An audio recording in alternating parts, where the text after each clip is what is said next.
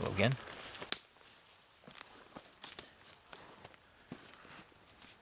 Well, I want to start making part 1 of these videos, the 50 items or things that I like to have for any potential adventure. So I'm going to get started with that. I found a great place here, right on the edge of this little lake. Fish are jumping. Big horned owls are going crazy out there in the woods. Awesome. Sun's about to set on me, so I gotta be quick. Yeah, man, it just smells like mint like crazy. There's wild mint everywhere here.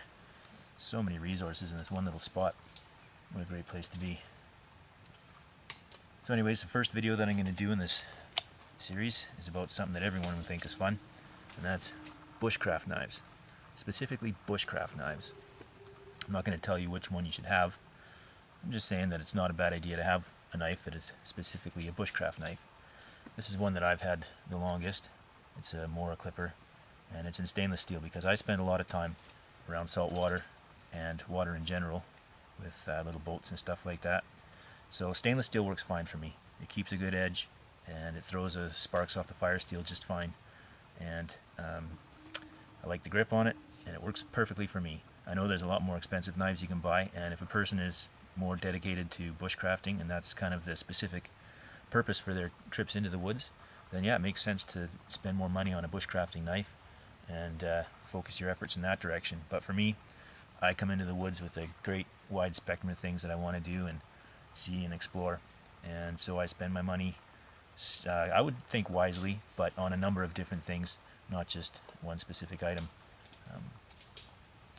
The difference to me between a survival knife and a bushcraft knife is that a bushcraft knife can be used as a survival knife.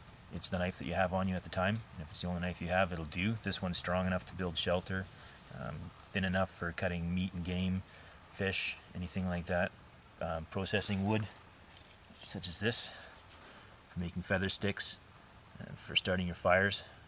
It's capable of all that kind of stuff, and strong enough and rugged enough that it's always going to be there and up to the task. And I happen to carry mine in a Kydex sheath that was given to me in the neck style. That looks great. And comparatively, a survival knife, a big knife such as this, may not be suitable for bushcraft tasks.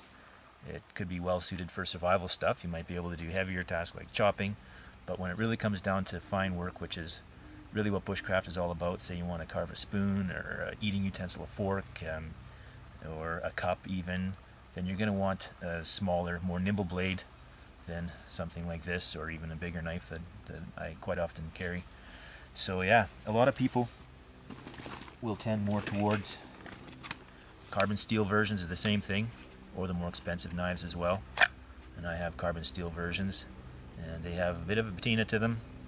I don't actually use them all that much, just because, like I say, I'm around salt water so much, and animal blood and different things. There goes a helicopter. Hope they don't find me.